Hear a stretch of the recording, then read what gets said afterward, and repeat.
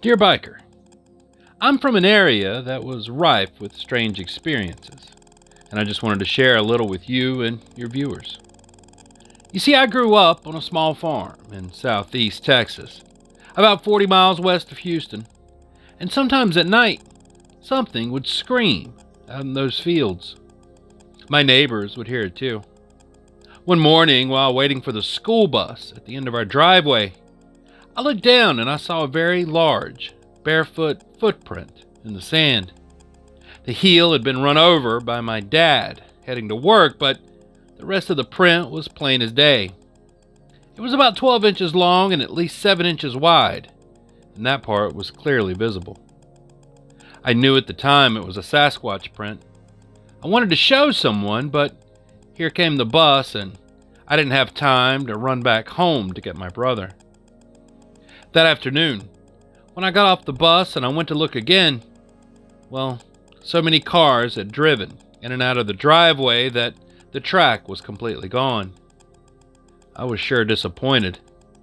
I tried to tell my brothers and a few friends about it, but no one really believed me. My parents told me about a neighbor who lived on the property directly north of ours in the 70s. He'd gone out deer hunting, shot one, brought it home, and tied it up to a tree limb to field dress. His wife called him in for breakfast, and when he came back out, the deer was gone. He just saw it being dragged over a fence and off into the woods, but never saw what had it. Everyone said that it was a big cat that got it, but looking back, I know big cats pick up their prey with their teeth and walk forward. This deer was being dragged. And how could a cougar pull a deer down from a rope that it was tied up with? If it was a cat, it should have been the last thing he saw disappearing into the woods, not just a deer. I was talking recently to a friend who grew up next door to us. He's in his 50s now, and I'm in my mid-40s. He told me that back in the 1990s, he went fishing at the lake on the same property where the deer was dragged off. As he walked through the woods, he noticed trees with bark stripped off about 9 feet up, and what looked like claw marks. While fishing, he got the strong feeling of being watched. It made him nervous, and when he caught a whiff of a musky, overpowering odor, something he had never smelled before, well, he just got a feeling, and he got out of there fast. Now to this day, when he visits his parents, he says he still catches that same smell in the air from time to time. He and his brothers also used to hear whooping sounds and whistling out on their property, but they never saw what was making it.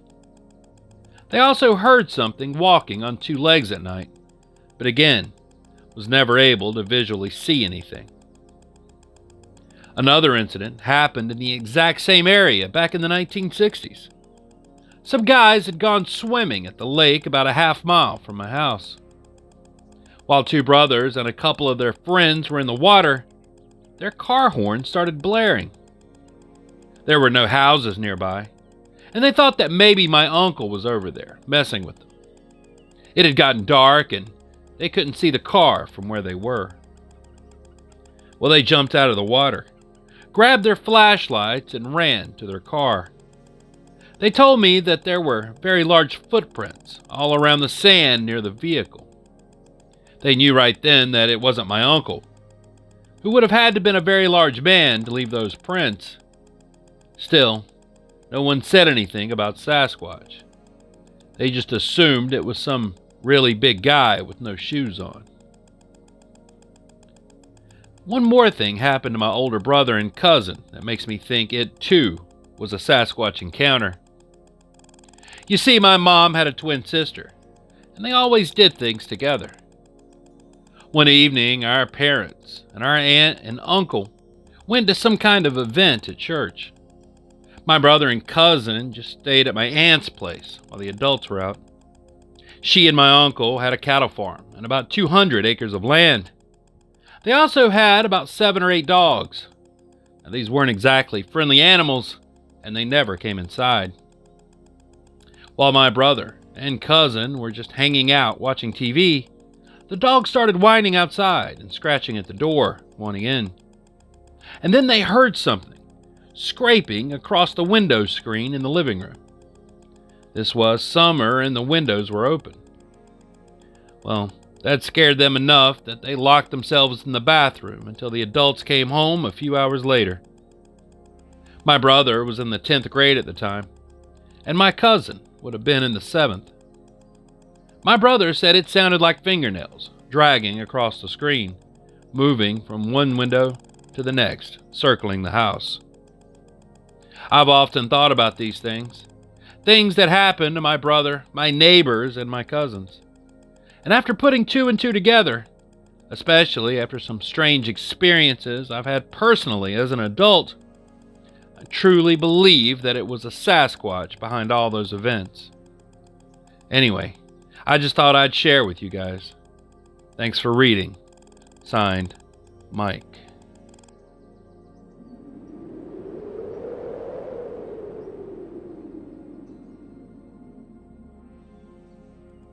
Dear TB, this event took place in October of 2005. Now, it didn't happen to me personally, but to 3 very close and trustworthy friends of mine. People who still get visibly shaken when they even talk about it. I'm sharing it in hopes that someone out there may have seen the same thing or at least something like it. We had all gone out to the bars that night. I had left early to go home, and my cousin Nicole went straight to bed.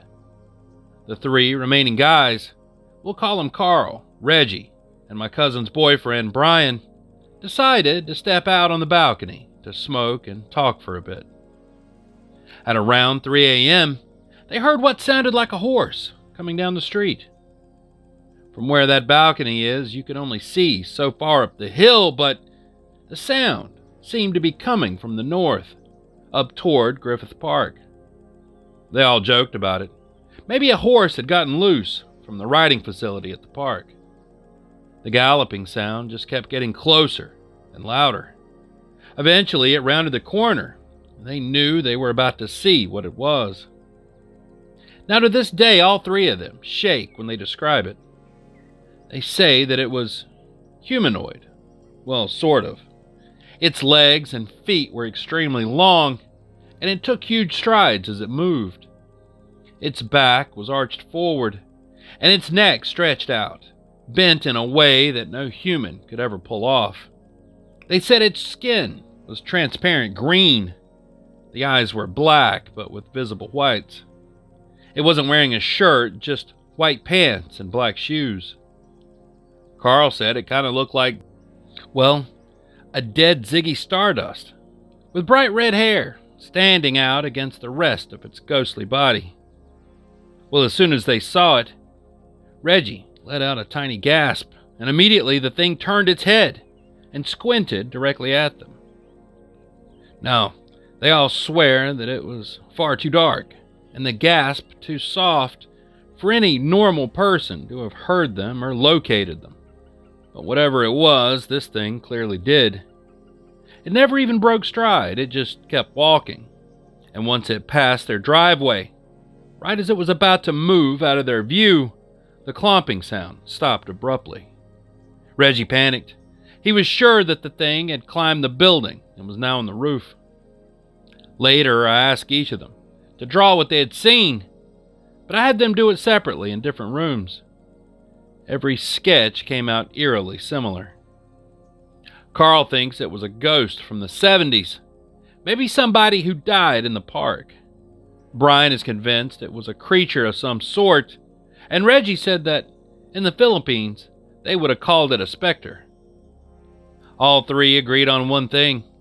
It was hunting something, and whatever it was after, it wasn't them. But they also said they had a deep sense that they weren't supposed to see it at all. Now, I've searched the internet for anything remotely similar, and nothing I've found quite matches it. The biggest mystery to them is, well, that sound. It sounded like hooves, like a heavy horse galloping on the pavement, but none of them can agree on what its feet look like. Brian says he didn't notice. Reggie doesn't remember, and Carl insists it was wearing black boots. Were they really hooves? Carl is one of the biggest, toughest men that I've ever known. He's 6'3" and 300 pounds, and not the type to scare easily. When I asked him, "Do you think it could have hurt you if it wanted to?" he didn't even hesitate. He just said that thing could have killed us all. I just wanted to share this story with you and your channel. Thanks. Signed, Alex.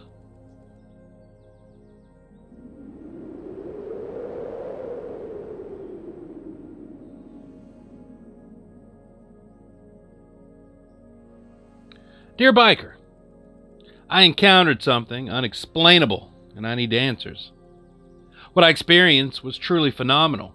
Something so earth-shattering, so reality-breaking that even now, almost a year later, I'm still in shock. My adrenaline is pumping just typing this. Back on August 17th, I went camping, alone in Uwharrie National Forest. My goal was simple: to just de-stress and enjoy nature. I brought a knife, some MREs, which are basically just freeze-dried food, a tarp, and some rope to make a shelter. I arrived at the campground around 2 p.m. and started my hike. Now the forest was deathly quiet. The only wildlife that I saw were 2 deer near the trailhead. They squealed and ran off. As I hiked, I noticed something: a large amount of quartz scattered across the area, enough to raise an eyebrow. About a mile in, I found a clearing in a valley between 2 streams. Old campfire rings had told me that others had camped there before, so I set up my tarp shelter in the center. After I finished, I started exploring that area, and that's when I heard thunder and decided to head back. And this is when it all started getting strange. Lying on my stomach in the shelter, I listened as the storm rolled in. I felt a pressure change in the air, a deep, low-frequency hum, and a sharp temperature drop. Not too unusual for a valley during a storm, but then I felt something that I've never felt before. Something I can't fully describe. It was like my consciousness had expanded. I could somehow feel the storm above me. It wasn't fear or awe. It was like there was something massive overhead, and I could sense it in a way that didn't make any sense. I just kept thinking, well, this is weird. But I didn't immediately jump to anything paranormal, at least not yet. And then came the first sound. A loud, unmistakable whoop sound. I'd guess about a quarter mile away. The hair on the back of my neck stood up, and a moment later the sky opened up and rain poured down hard. I just lay there in silence, trying to process what I'd just heard. I couldn't imagine what animal could have made a sound like that. Time passed, and I was still on my stomach, scanning the trees. It was still daylight, but there wasn't much to do but listen. And that's when I saw the light. It was small, like a coin reflecting sunlight, but there was no sun out, and it was moving. It blinked on and off quickly, reappearing a few feet away each time before vanishing altogether. A few moments later, in that exact spot, I heard footsteps. Bipedal footsteps. Not heavy, not loud, but unmistakably two-legged. I couldn't see what was making them. I just froze, staring at the spot where the light had been, knife in hand and barely breathing. Silence fell again until dusk. That's when I heard the second whoop. Much, much louder this time. It came from the opposite side of my shelter. Whatever made that sound was only maybe 50 feet away. By nightfall, I was wide awake and full of adrenaline, and it was so dark I couldn't tell if my eyes were open or closed. For a few hours there was nothing, and then I heard this babbling sound. It was so soft, at first I thought it was just the streams on either side of my camp, but this wasn't water. It was whispering, low, fast, almost like speech, coming from two separate locations. It sounded like they were talking about me, but trying not to wake me up. I wouldn't let myself believe it. If I had, I think I would have blacked out from fear. Well, I must have passed out at some point, because the next thing I remember is waking up to something small hitting my tent, like a small stone. After that, nothing else happened that I'm aware of. At first light, I packed up and got the hell out of there. Once I got home, I started researching what animals could have made those sounds.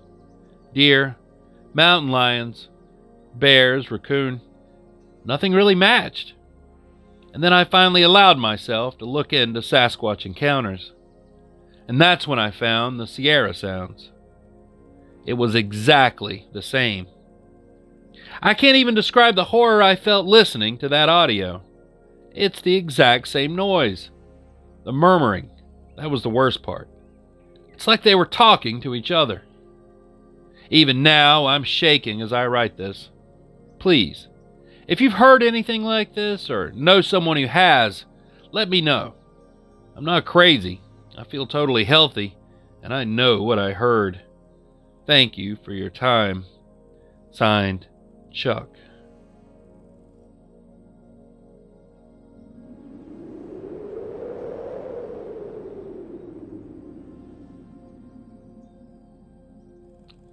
Dear Tattooed Biker, there's an area of Quebec that my mom won't go near.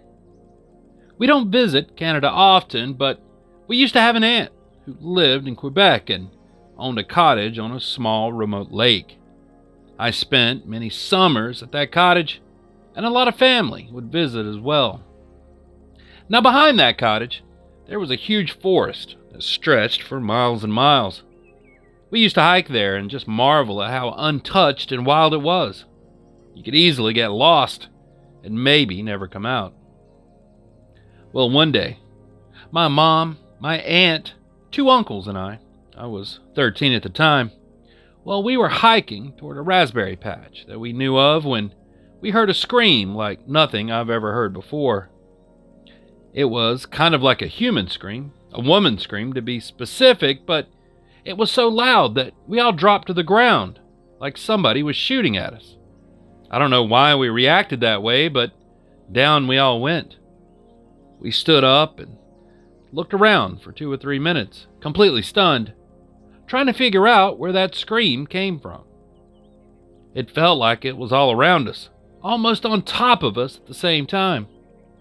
If you had told me a jet fighter had flown 30 feet above us, I'd have believed it. My mom suggested that we turn back. This sound wasn't from any animal or machine. It was human, or at least somewhat human. My uncle wanted to keep going, and most of us did, cautiously, pressing deeper into those woods. And then it happened again. The scream returned, but this time it was accompanied by something else. My aunt saw it first, and she pointed. And that's when we all saw it. About 50 feet away and roughly 30 feet up in the air, there was a person gliding through the forest. It looked like somebody sitting cross-legged, dressed in all black with long black hair. We never saw where it came from, but we watched it move through the treetops, just below the canopy. It had to be going about 10 or 15 miles an hour. We could see a football field's length before it disappeared into the woods.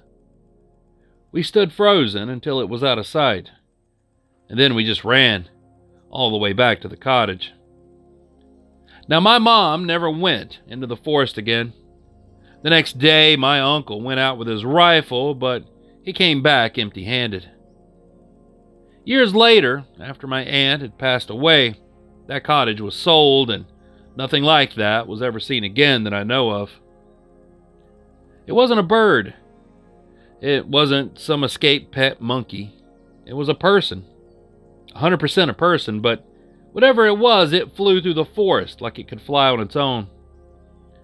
My aunt had believed it was a witch, and if that's true, well, it would explain a lot. To picture it, think of the girl from The Ring, but all in black. I know that I'll go to my grave always wondering what I saw. I just hope that maybe one day I'll get an answer. Thanks. Signed, Preston.